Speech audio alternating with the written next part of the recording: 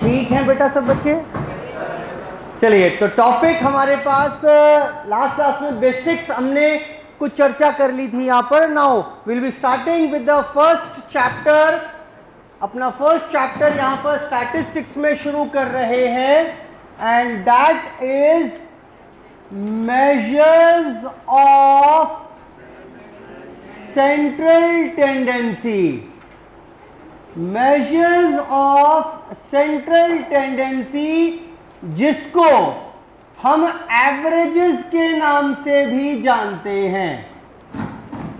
Measures of central tendency या simply called averages. ठीक, तो नया चैप्टर है हमारा, बहुत सारी चीजें इसमें थोड़ा एक्स्ट्रा टाइम लगेगा। जो इस चैप्टर में हम कवर करेंगे वो अगले 3-4 चैप्टर्स में बार बार मेरे इस्तेमाल में आएगा। तो इंपॉर्टेंट चैप्टर है। एक और बात जहन में बिठा लीजिए, पैटर्न हमारा ऑब्जेक्टिव है, एमसीक्यू पेपर है, क्योंकि वहां पर ना आपसे कैलकुलेशन कम कराएगा।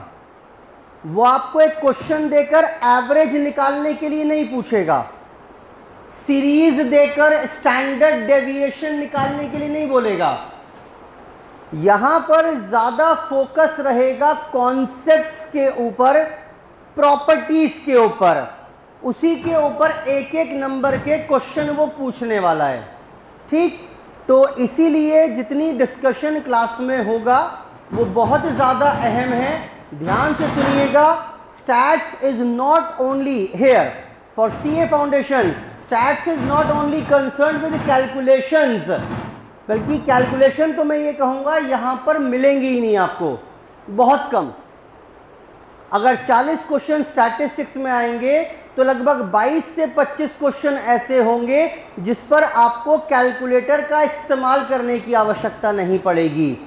यानी प्रॉपर्टी होगी कोई, वो प्रॉपर्टी आपको आती है तो बहुत बढ़िया, और नहीं आती, नहीं समझ उसका, तो क्वेश्चन अटेम्प्ट नहीं कर पाएंगे।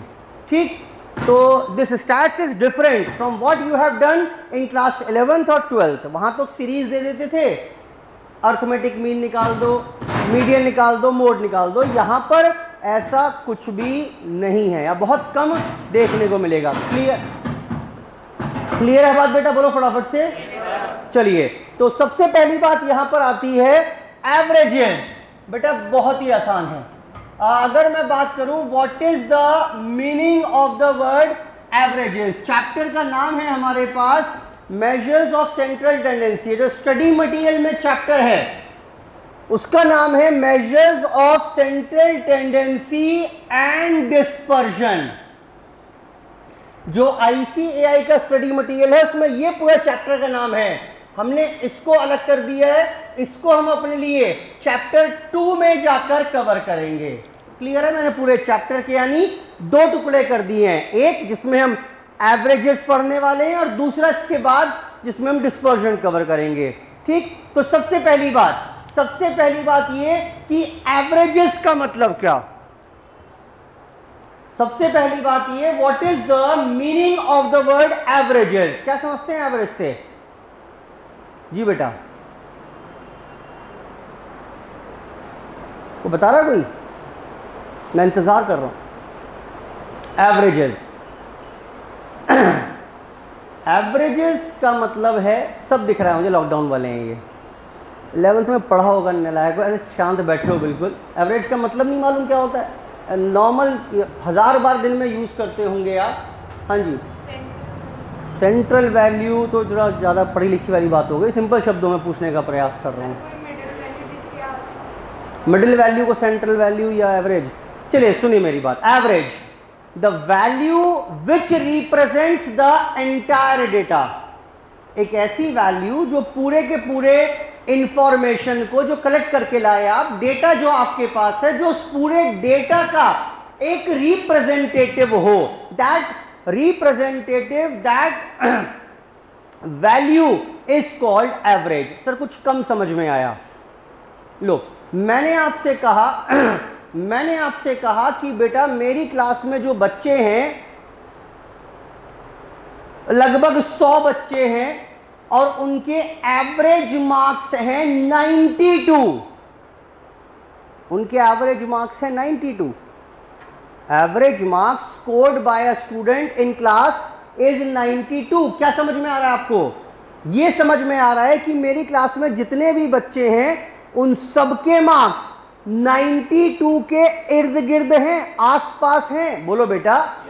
ओहो ओहो सब बड़ी होशियार बच्चे हैं। मैंने कुछ नहीं बताया बच्चों के बारे में, आपने मेरे पूरे डेटा के बारे में एनालिसिस कर ली कि नहीं कर ली? On the basis of a single value. मैंने कहा बेटा मेरी क्लास में जितने बच्चे हैं उनके एवरेज मार्क्स हैं 100 में से 27। 100 नंबर का पेपर हुआ था, एवरेज मार्क्स 27 हैं। बोलो बेटा क्या कहोगे? ओहो सर नलायकों की फौज लेके घूम रहे हो। समझ में आ रही है बात? बोलो बेटा। तो मैंने कुछ नहीं कहा आपके बारे में, लेकिन एक वो वैल्यू है जिसने पूरे के पूरे डेटा को रिप्रेजेंट कर दिया। अब इसका मतलब ये भी नहीं है सबके 27 होंगे। क्या मतलब है इसका? कुछ के 25 होंगे, कुछ के 22 होंगे, कुछ के 12 होंगे, कुछ के 60 भी होंगे शायद, लेकिन सबका सारी वैल्यूज इस 27 के इर्द गिर्द घूम रही हैं। That is called average. मैंने कहा बेटा मेरी क्लास में जो बच्चे हैं उनका एवरेज वेट 12 किलो है। ओहो सर इसका मतलब आपने नर्सरी और फर्स्ट के बच्चों का भी ट्यूशन शुरू कर दिया है। समझ में आ रही है बात की? मैंने कहाँ बताया बच्चों के बारे में कुछ आपको? 12 किलो एवरेज वेट है तो ऑब्वियस सी बात है यूकेजी या फर्स्ट के बच्चे रहे होंगे। क्लियर हो रही है बात की नहीं हो रही है? एक ऐसी value which represents the entire data is called average. Clear है बात? और एक बात और समझ लेना, जब मैं बोल रहा हूं एवरेज एवरेज है तो that is only the representative. इसका मतलब बिल्कुल भी कतई भी ऐसा नहीं है कि किसी बच्चे के मार्क्स इतने होंगे। क्लियर है? बोलो बेटा।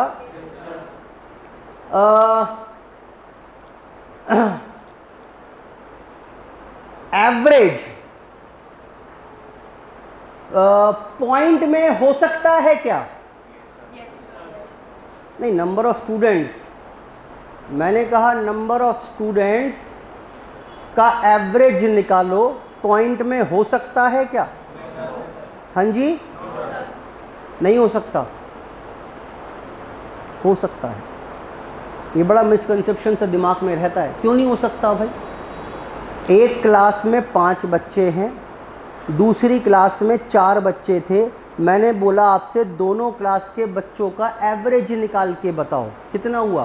क्या कहोगे आप? On an average her class में 4.5 स्टूडेंट्स हैं। समझ में आ रही है बात कि नहीं आ रही है? बोलो बेटा। क्लियर है बात? बोलो बेटा। तो yes it can be in points, कोई दिक्कत वाली बात नहीं है। अब ये मत कहना, मैंने कहा बेटा ऑन एन एवरेज जो average students in a class है वो 4.5 है। लड़ने बैठ जाओ मुझसे, 4.5 बच्चे कैसे हो सकते हैं? मतलब 4 बच्चे पूरे, एक आधा ही आया, आधा घर पे है। नहीं, ये मतलब थोड़ा ना इसका। Average can be in points also. Clear? Logic है, समझ में आता ही नहीं आता बात। अभी आपने देखा होगा शायद, पता नहीं न्यूज़ में सुना कि नहीं सुना, कल अभी एक पॉपुलेशन के ऊपर एक एक्ट बनने की बात चल रही है यूपी में। ठीक, सर्वे हुआ, उसमें पूरे ऑल ओवर इंडिया जो एवरेज बच्चे हैं पर मदर इज 2.1 हैं। सर 2.1 बच्चे कैसे हुए एक माँ के? और यूपी में वो फिगर है 3.1 की। आपको समझ में आ रहा है क्या बोल रहा हूँ मैं? कल ही की बात है, कल सर्वे आया था। तो सर्वे जो कराया गया कि यूपी में जी योगी जी जो है ना वो लेकर आ रहे हैं पॉपुलेशन कंट्रोल के लिए कानून। क्यों जी? क्योंकि यूपी की जो एवरेज चाइल्ड रेट है that is 3.1। On the contrary पूरे इंडिया में वो चाइल्ड रेट है 2.1। तो उसका मतलब क्या हुआ कि पूरे इंडिया में अदर देन यूपी हर माह के 2.1 बच्चे हैं, और यहाँ पर यूपी में हर माह 3.1 बच्चे लेके घूम रही है। ये 3 बच्चे मतलब क्या मतलब? किसी का एक भी होगा। बोलो बेटा। किसी के 4 होंगे, किसी के 8-9 भी होंगे, किसी का एक भी नहीं होगा। सबका एवरेज निकाल के 3.1 है। ऐसा नहीं 3 बच्चे साथ में घूम रहे हैं और 0.1 जेब में पड़े हैं उसकी। ऐसा नहीं है, ठीक है, या कुछ और मतलब नहीं है, अच्छा एक ही महीना हुआ होगा अभी येट टू बॉर्न है, ऐसा कोई मतलब नहीं है इसका, ठीक है, क्लियर है बात, बोलो बेटा, चलो ठीक। तो हम एक वर्ड की बात कर रहे हैं, अभी हम एक वर्ड की बात कर रहे हैं, and word is average. Average का मतलब एक ऐसी value which represents the entire data. Clear है बात? आई होप काफी चीज सेटल हो गई होंगी दिमाग में, है ना? यस, एवरेज एक ऐसी वैल्यू जो पूरे डेटा को रिप्रेजेंट करती है। जब मैं आज के बाद एवरेज वर्ड बोलूंगा तो आपको ये समझ में आना चाहिए ये आइटम वैल्यूज नहीं है। आइटम वैल्यू समझ में आता है? हर बच्चे के अलग अलग नंबर, हर माँ के अलग अलग कितने कितने बच्चे, वो तो हो गई आइटम वैल्यू, वो पॉइंट में नहीं हो सकती, ठीक कह रहा हूं ना? वो पॉइंट में नहीं हो सकती, but average can be in points, ठीक। अगली बात, अब बात आती है यहां पर, ये लिखा हुआ है सब आपके पास, जो जरूरत होगी लिखवा दूंगा। तो एवरेज का मतलब क्या? एक ऐसी वैल्यू जिसके इर्द गिर्द बाकी सारी वैल्यूज होंगी, ठीक, एक ऐसी वैल्यू जिसके आसपास बाकी आइटम वैल्यूज फैली होंगी, और क्योंकि ये वैल्यू पूरी ऑब्जर्वेशंस के बीच में कहीं होगी, not exactly central value, not exactly the central value, लेकिन हाँ बीच में कहीं होगी, तो इसीलिए इसे क्या कहेंगे?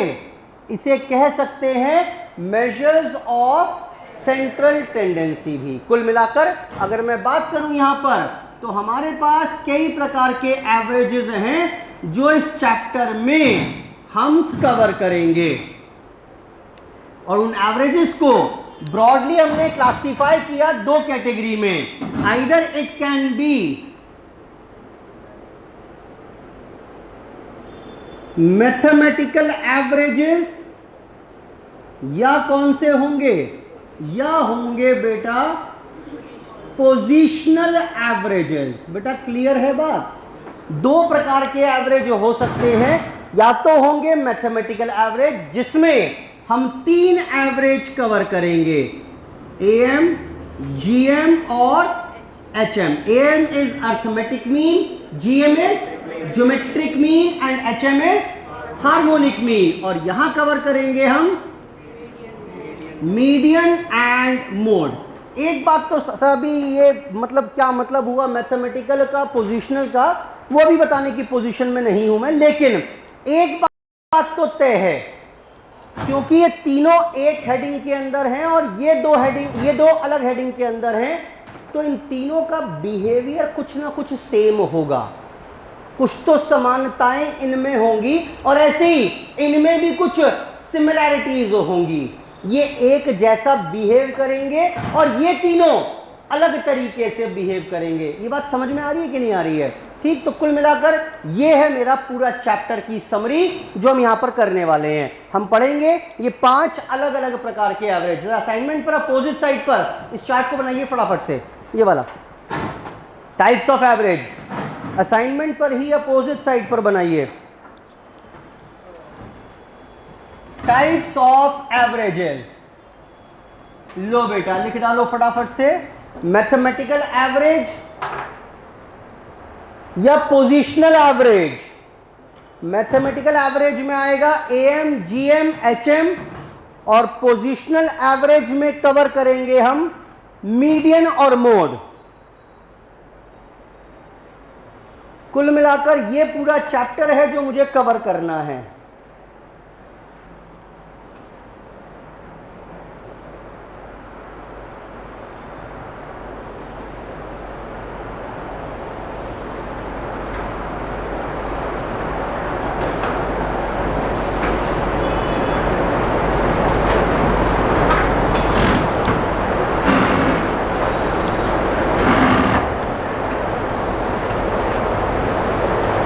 बेटा क्लियर है बात ये?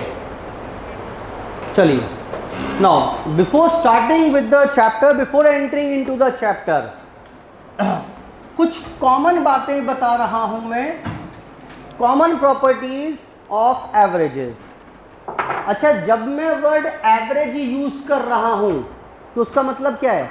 मैं पांचों की बात कर रहा हूं, am, GM, HM, median, mode, मैं पांचों की बात कर रहा हूं जब मैंने वर्ड एवरेज यूज किया तो। ठीक, तो सबसे पहले अगर बात करें पहली प्रॉपर्टी, मैं कह रहा हूं आपसे बेटा मेरी क्लास में जितने भी बच्चे हैं उन सबके 42 मार्क्स हैं। इत्तेफाक की बात है, सबके 42 नंबर आए। जब मैं एवरेज कंप्यूट करूंगा, एवरेज मतलब क्या, चाहे एएम या जीएम या एचएम या मीडियन या मोड कुछ भी निकालूं, जानते हैं वो कितना आएगा? 42 ही तो आएगा। मैंने आपसे कहा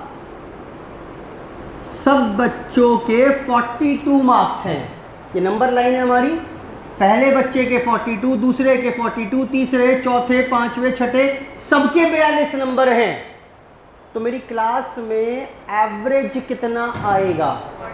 42 ही तो आएगा। बोलो बेटा, ठीक, एवरेज 42 आएगा। यानी ये प्रॉपर्टी अब हम 5 बार पढ़ लेंगे। बार बार क्या पढ़ेंगे? हम पढ़ेंगे if all the item values, कि अगर सारे बच्चों सबके मार्क्स 42 हैं तो एएम 42 होगा, सबके मार्क्स 42 हैं तो जीएम 42 होगा, सबके 42 हैं तो एचएम और मीडियन और मोड भी 42 होगा। क्लियर है? बोलो बेटा। अब जनरलाइज करके प्रॉपर्टी बना रहा हूं, if all the item values under observation in a series is के। कोई के है, कांस्टेंट है, कोई कुछ भी हो सकती है के की वैल्यू। अगर सारी आइटम वैल्यूज के हैं तो इस सीरीज का एवरेज कितना होगा? बोलो बेटा। बस यही सब करना है आपको, हमें इस तरीके से पढ़नी है स्टैटिस्टिक्स। समझ में आ रही है बात? If all item values in a series is K constant, any constant, then average of the series will be dash 0 1। Option is 0 1 के, नन ऑफ द अबव। क्या करोगे आप? अच्छा, समझ में आ रहा है बात? मैं आपको ये बताने का प्रयास कर रहा हूं कि स्टैट्स किस तरीके से चलेगी यहां पर। ठीक, लिखिए पहली प्रॉपर्टी, अपोजिट साइड पर लिखिए, अपोजिट साइड पर लिखना शुरू करें। नोट पहला, if all the item values in a series are K, are constant, say K, सारी आइटम वैल्यूज कांस्टेंट हैं, एक ही है, के हैं, then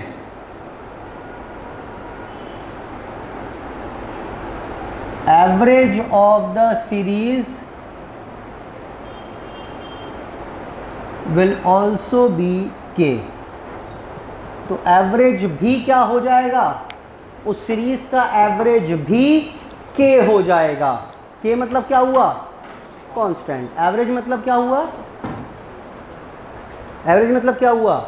am, GM, HM, median, mode. ये 5 सेंटेंस लिखे एक साथ मैंने, बेटा दिख रहे हैं 5 सेंटेंस? ये एक्चुअली में 5 बार पढ़ाऊंगा। जो चैप्टर के अंदर जाएंगे, जब एएम पढ़ाऊंगा तो वहां ये प्रॉपर्टी पढ़ाऊंगा आपको। जब मीडियन, मोड और एएम, जीएम, एचएम की बात करेंगे तब भी ये प्रॉपर्टी बार बार पढ़ाऊंगा। तो पूरे चैप्टर पर एप्लीकेबल होती है प्रॉपर्टी ये। आई होप बात समझ में आ गई होगी। ठीक, लिखें, average of the series can be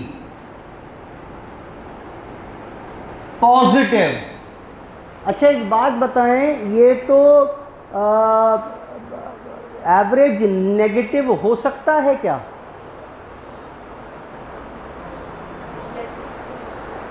average negative हो सकता है क्या? क्यों नहीं हो सकता?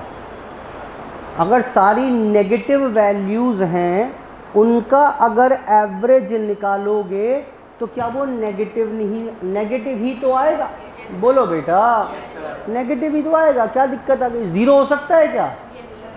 0 भी हो सकता है, सबके 0 मार्क्स हैं तो एवरेज भी कितना आएगा, 0 आएगा। क्या दिक्कत आ गई भाई, आप सोचो ना, मैंने आपको दे तो दिया थॉट प्रोसेस कि एवरेज का मतलब क्या, नेगेटिव हो सकता है। अगर सब बच्चों के मार्क्स नेगेटिव हुए, हाँ तो एवरेज नेगेटिव आएगा। 0 हो सकता है, सबके 0 आ गए तो 0 हो सकता है। कैन बी पॉजिटिव, नेगेटिव, और it can be 0 also. Average of a series, जब किसी सीरीज का एवरेज निकालेंगे, एवरेज मतलब क्या, AM, GM, HM, median, mode, कुछ भी निकालेंगे तो 0, नेगेटिव, पॉजिटिव कुछ भी आ सकता है। आगे आइए, average of the series can have integral और फ्रैक्शनल वैल्यू। इसका मतलब मत पूछना मुझसे, अब इसका मतलब मत पूछना, मैं बता चुका हूं पहले ही आपको। इंटीग्रल का मतलब क्या होता है, जो पॉइंट्स में नहीं होते, और फ्रैक्शनल का मतलब क्या, जो पॉइंट्स में होते हैं। ठीक, तो yes, average of a series वो हो सकता है पॉइंट्स में हो सकता है पॉइंट्स में ना हो। कैन हैव इंटीग्रल और फ्रैक्शनल वैल्यू। बेटा ठीक है इतनी बात, बोलो बेटा, बढ़े आगे, चलिए एक और देखते हैं चीज।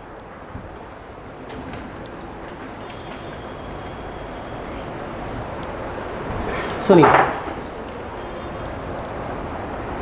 बेटा, ये मुझे सीरीज दी हुई है 2, 7, 5, 8, 1 एंड सो ऑन। मुझे नहीं पता, पूरी सीरीज एक मेरे को दी हुई है इंडिविजुअल, और इस सीरीज में मैंने एवरेज निकाल लिया, पता नहीं कैसे निकाला, लेकिन एवरेज आया मेरे पास लेट्स से 6। कौन सा एवरेज है नहीं पता, कैसे आया नहीं पता, ये डिटेलिंग का मुद्दा है, चैप्टर के अंदर जाकर देखेंगे। फिलहाल कोई एक एवरेज निकाला, शायद AM, GM, HM, median, mode कोई रहा होगा, और वो 6 आ गया। अब मैंने क्या किया, देखो क्या किया, इसको पढ़ना सीख लेना, बहुत ज्यादा काम आएगा। x + 5 क्या किया मैंने, जरा बताना।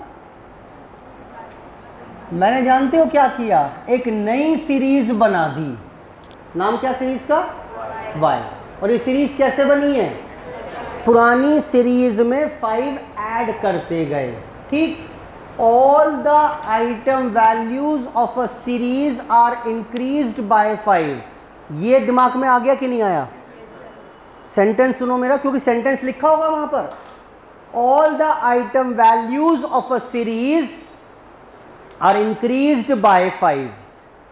दिख रहा है बेटा ये आपको, यानी ओहो ये कोई एक सीरीज रही होगी, सारी आइटम वैल्यूज को मैंने 5 से इंक्रीज कर दिया होगा, एक नई सीरीज बन गई होगी जिसका नाम क्या रख दिया गया है, y।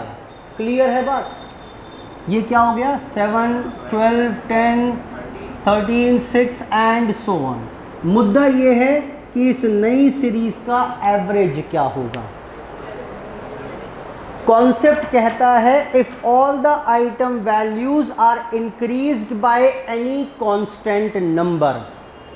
यहां तक समझ में आया बेटा, सुन लो, यही लिखा मिलेगा वहां पर, all the item values of a series are increased by a constant number, then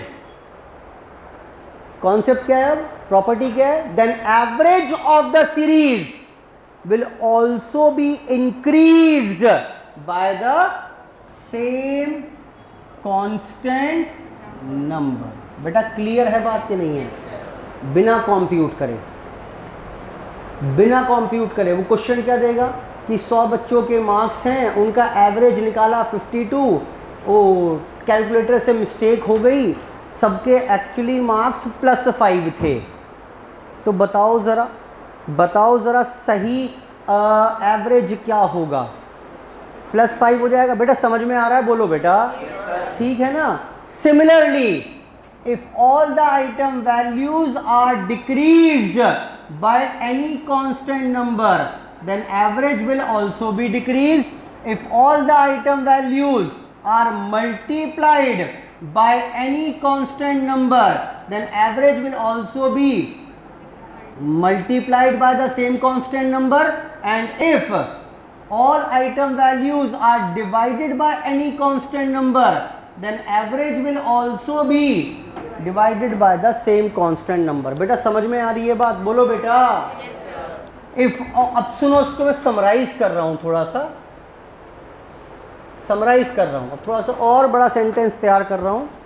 If all the item values of a series are increased, decreased, multiplied or divided by any constant number, then average of the new series, new कौन सी? ये वाली, इनका जो average होगा, then average of the new series will be obtained. कैसे obtain होगा? By increasing, decreasing, multiplying or dividing the old average with the same constant number. बेटा समझ में आ रहा है? बोलो बेटा। ये सब ऐसे ही बात करेगा आपसे, कहीं भी वर्ड गैप करके फिल इन द ब्लैंक्स पूछ लेगा, मिसिंग वर्ड पूछ लेगा या प्रॉपर्टी पूछ लेगा। ये सिर्फ समझने के लिए था। ये क्वेश्चन ऐसे फिगर्स में नहीं देगा कि इसका इतना 5 है तो बताओ इसका कितना होगा। आपको पढ़ना, मैं फिर बता रहा हूँ बार बार, ये स्टैट्स डिफरेंट है जो आपने 11-12 में पढ़ी है।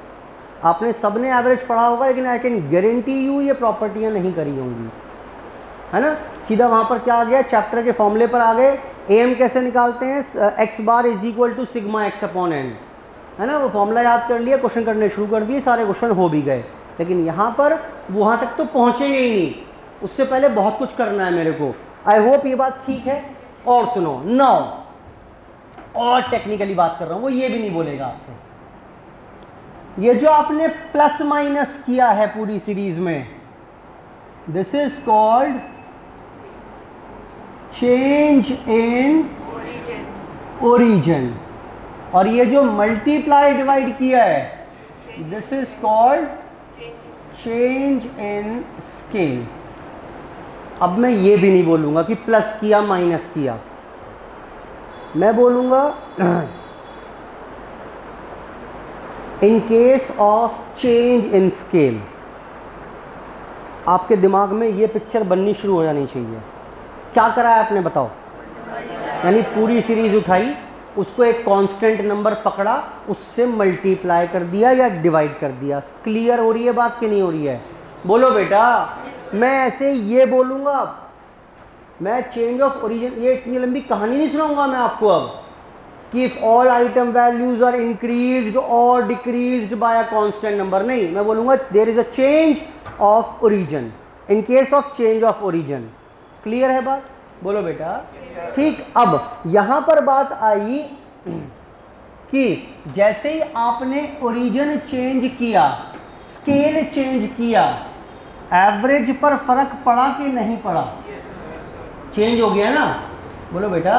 तो क्या कहेंगे हम? इसको कुछ ऐसे बोलेंगे, average is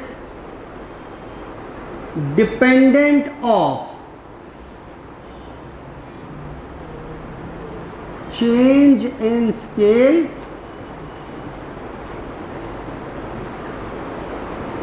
and change in origin and change in scale। ये लाइन का मतलब समझ में आ रहा है कि नहीं आ रहा है? ये सारी कहानियां जो बताई हैं मैंने इस लाइन तक पहुंचने के लिए बताई थी। क्या मतलब है? जैसे ही आप स्केल चेंज करोगे, स्केल का मतलब क्या हुआ? Multiply divide. ओरिजिन का मतलब क्या हुआ? Plus minus. जैसे ही आप पूरी सीरीज को मल्टीप्लाई डिवाइड करोगे या प्लस माइनस करोगे किसी कांस्टेंट नंबर के साथ, तो एवरेज डिपेंडेंट है उसके ऊपर। जैसे ये चेंज होगा, एवरेज भी अकॉर्डिंगली चेंज हो जाएगा। Average is dependent of change in scale and change in origin. ठीक है बात? ये प्रॉपर्टी लिखो नेक्स्ट वाली, वहाँ पर असाइनमेंट पर ही वो लिखो। उस एक लाइन तक लेकर आना था मुझे आपको, एग्जाम में पक्का क्वेश्चन मिलेगा इसके ऊपर।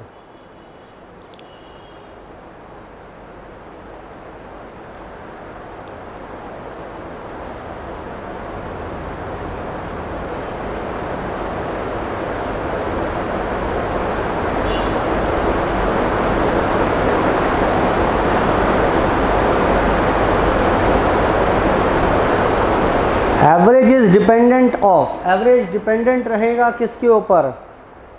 Change in origin and change in scale.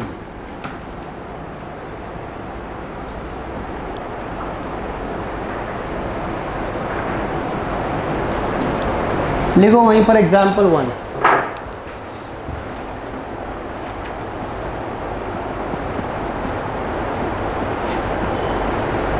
If x and y are related as y is equal to x plus y and average of x is 12,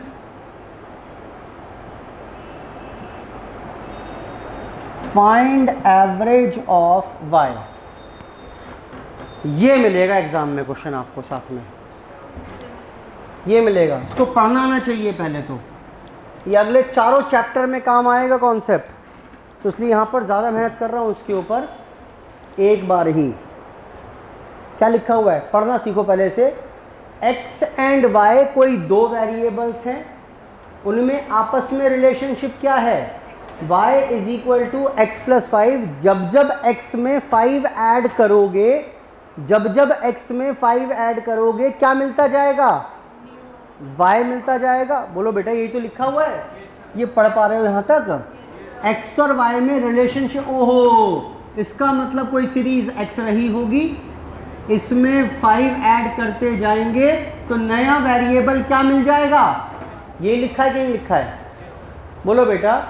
अच्छा, अब एंड एवरेज ऑफ x, इस series का average बता रहा है कितना? 12। करना क्या है? एवरेज निकालना है सीरीज y का। बोलो बेटा। तो since this is change of origin, तो एवरेज पर फर्क पड़ेगा। और तो average of y is equal to, ऐसा समझो उसको, सिंस y इज ही, प्रेजेंटेशन इंपॉर्टेंट नहीं है मेरे लिए, एमसीक्यू पेपर है, लेकिन समझाने के लिख रहा हूँ शुरू में क्योंकि ये रिलेशनशिप है। तो इसका मतलब ये कि एवरेज भी ऐसे ही रिएक्ट करेगा। क्लियर है बात? अगर x और y में ये रिलेशनशिप है तो अब अगर y का एवरेज निकालना है तो वो कैसे करना पड़ेगा? x की जगह क्या रख दो और इसको 5 से ऐड करो। कितना आया ये? सॉरी 12 नहीं, सही 12 plus 5, answer is, I hope ठीक है बात ये। करो नोट करो। एग्जाम्पल 1,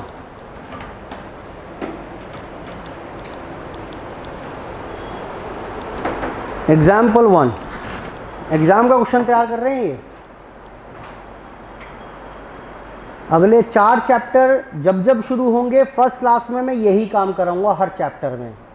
वहाँ पर हर बार अलग अलग तरीके से अलग अलग तरीके से चैप्टर बिहेव करेगा। कहीं फ़र्क पड़ेगा, कहीं नहीं पड़ेगा, कहीं आधा पड़ेगा, कहीं पूरा पड़ेगा, वो हम कंसर्न चैप्टर में जाकर बात करेंगे। बताने का तात्पर्य सिर्फ इतना कि बेहद इंपॉर्टेंट चीज़ है जो हम कर रहे हैं। दूसरा लिखिए, x and y are related as 2x minus 3,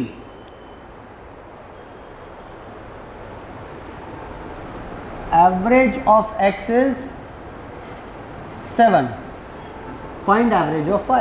I hope समझ पा रहे होंगे क्या किया इस बार, क्या किया ज़रा बताओ बेटा। इस बार हमने क्या किया, x की जितनी वैल्यूज थी उसको 2 से मल्टीप्लाई करते गए पहले। तो what is this is called change in scale, और फिर जो वैल्यू आई उसमें से 3 माइनस करते गए। क्या है ये? Change in. ये नई सीरीज जो बनी इसका नाम क्या? y। आपको एवरेज ऑफ y निकालना है। कोई कठिनाई है क्या? करो करो, दोनों पे डिपेंडेंट है क्योंकि, तो सेम प्रकार से बिहेव करेगा। y is equal to 2x minus Y, 10 average of y is equal to twice average of x minus 3, twice into 7 minus 3, 11 is the required answer. Example number 2 था ये हमारे पास. Example number 2.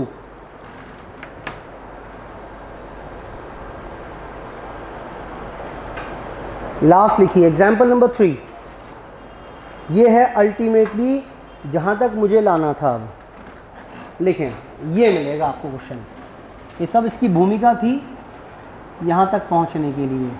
x and y are related as 2x plus 3y is equal to 12.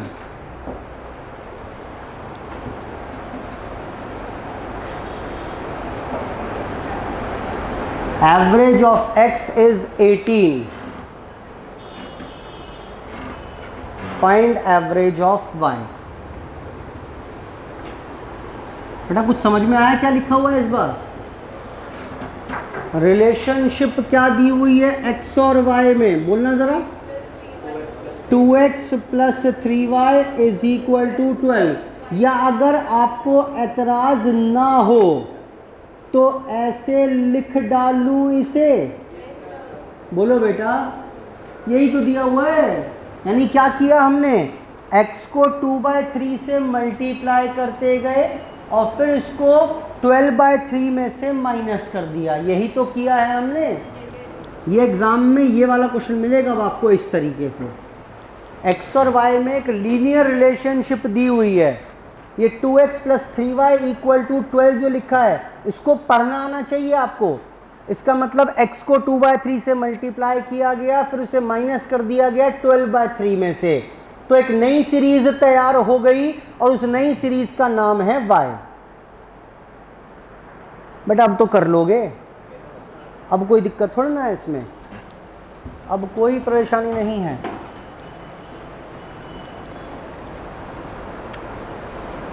दस.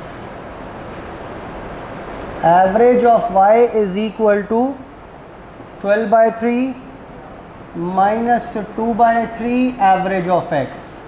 12/3 is 4, 2/3 into 18 6, 12. कितना आ गया बेटा? -8 आ गया. कोई दिक्कत तो नहीं है ना? नहीं, कोई दिक्कत नहीं. क्या प्रॉब्लम है भाई? कोई प्रॉब्लम नहीं है. हो सकता है, हो सकता है, कुछ भी हो सकता है. एवरेज की average can have any value, can achieve any value, कुछ भी हो सकती है. कोई दिक्कत परेशानी वाली बात नहीं है. चलिए बेटा, ये था हमारे पास थोड़ा सा इंट्रो पार्ट एवरेजेस का. ज़रा मेरे साथ पढ़ लीजिए एक बार, वहाँ पर रीडिंग लगा लीजिए एक बार. सारी बातें लिखी हुई हैं जो मैंने बताई आपको. Average, average is simple value which is used to represent all the values in a series. एक ऐसी वैल्यू जो पूरी की पूरी आइटम वैल्यूज को रिप्रेजेंट करेगी.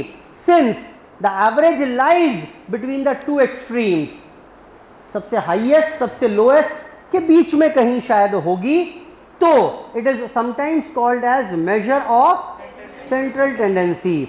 Types of average, various types of average can be broadly classified as, या तो बोलेंगे मैथमेटिकल जिसमें 3 आएंगे, कौन कौन से, AM, GM, HM, या पोजिशनल जिसमें 2 आएंगे, मीडियन और मोड. कॉमन प्रॉपर्टीज पढ़िए. Impact of change in origin, लिखो ब्रैकेट में आगे plus minus. Change in origin क्या, नीचे बेटा, ठीक है. चेंज इन ओरिजिन, ओरिजिन का मतलब क्या होता है, प्लस माइनस. नीचे लिखा हुआ है चेंज इन स्केल, क्या मतलब है, लिखो उसके आगे ब्रैकेट में मल्टीप्लाई डिवाइड. पढ़िए. If all the item values in a series are increased और decreased by a constant number, then the average of the new series will be obtained. कैसे मिलेगा, by adding or subtracting the same constant number with the old average. In short, in other words, average is dependent of change in origin. Similarly, change in scale, if all the item values in a series are multiplied or divided by a constant number, then average of the new series will be obtained by multiplying or dividing the same constant number with the old average. In other words, average is dependent of change in scale. If all the item values are constant से K, बता चुका हूं मैं, the average of the series will also be K. I hope यहां तक की बात clear हो गई होगी। ठीक है, ये था हमारे पास चैप्टर एवरेजेस जो हमने शुरू किया। अब now will be entering into the first average जो हम शुरू करेंगे अपना नेक्स्ट क्लास में। थैंक यू, चलो बाय बाय।